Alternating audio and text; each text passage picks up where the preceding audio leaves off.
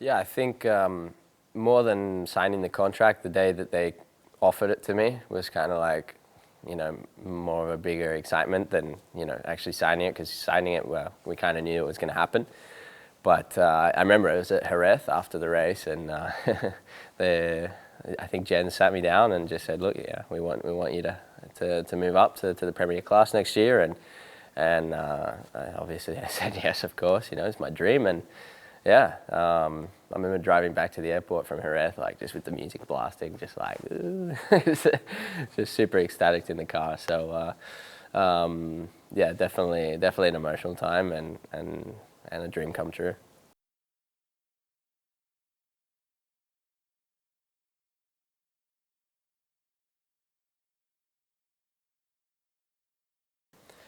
There's a long list of them, a real long list, and there were a few tough years for me as well. I just I had to work on myself a lot as well, and improve my mental state on the bike, and physically I was always pretty good. I had a lot of injuries though in the past. I think when I broke both my legs as well, overcoming that was kind of gave me a lot of mental strength. Like to come out of such a big injury and come back quite fast, and be quite fast straight away. And that for me was kind of like one big building block for me for mental strength. And then also I had other problems, where I couldn't really control myself through the race, and I'd be crashing a lot, and definitely a lot of hard years. But without those hard years, I probably I wouldn't have learned and had that experience to bring home the championship this year.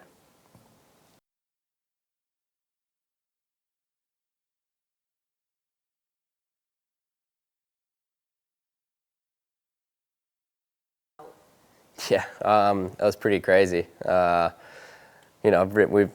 think I can speak for most guys that come up to the GP bike. We've ridden, the fastest bikes in the world, but until you try a MotoGP bike, you have no idea what's coming. And I remember just opening the throttle, the first straight, and it was just like eyes wide open, trying to hang on to the bike. It was so fast. And I remember I got to the end of the back straight, and I was just screaming in my helmet like, "Oh my God."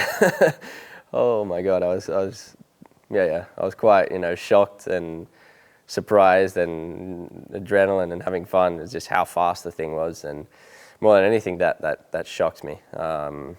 Was the power, but for sure every lap it was a bit more normal, but definitely an amazing experience, especially Misano the first day.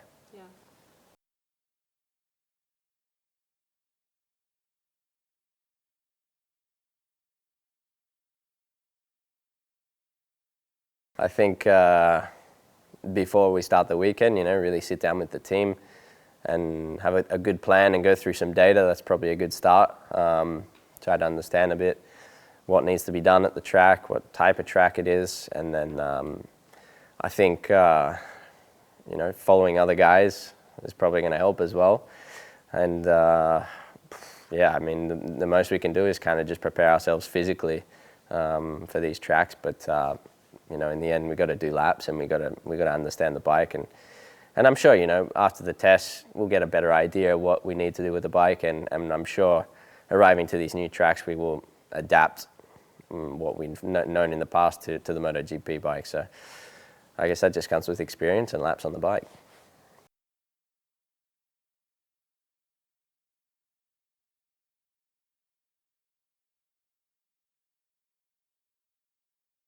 Yeah, I mean December. Yeah, we had many media commitments, and the days that I didn't, I kind of just went to my workshop to be alone. But yeah, apart from that, I think 1st of January, 2nd of January, I've been flat out training again. So yeah, still got another 2 weeks to get myself back into form and even stronger than last year for the big bike.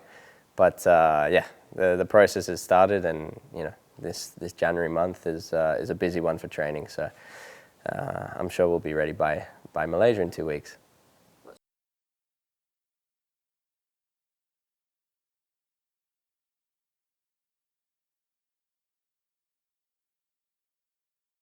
Yeah, for sure. You know, KTM are putting a massive effort into this, and a lot of people and a lot of resources. It's really incredible. And actually, it was my first time being here to see the whole operation behind the scenes, and I'm more impressed than ever, to be honest. So yeah, I mean, I think all the ingredients are there. KTM also have the will and the ambition to win, and I think us riders as well. So, you know, it's pretty incredible, you know, the amount of support we got. So it's going to be really good to have that support from the factory, and I think we have two strong teams for this year. And yeah, I think it's going to be a good year. So hopefully everything stays on track. I'm sure there's going to be tough days as well, but that's when we need to pull together and be a team more than ever.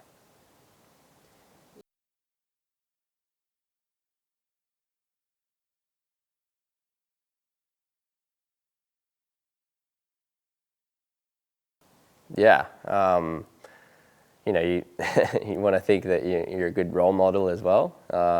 But yeah, it's definitely a success story. Even though, you know, even some guys are having some tough years as well. It's kind of like a never give up situation, because there were a few years where it was looking quite bleak for me. So yeah, you know, hopefully that can inspire some kids, you know, never to give up and just keep pushing, and hopefully KTM can spot those talents within the many riders and come up through the same schooling that I did.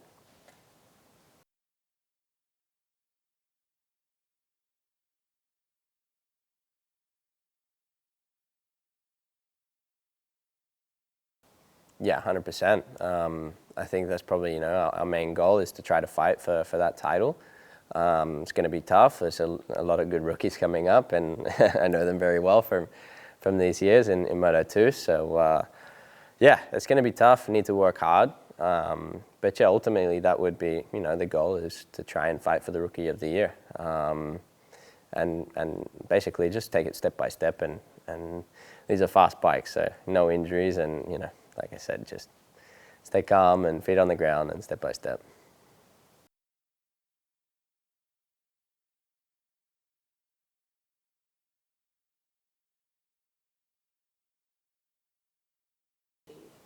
You know, I'd like to have, you know, at least a few nice point finishes.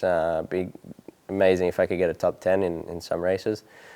But yeah, we got a lot of work to do, and like I said, try and fight for that Rookie of the Year title.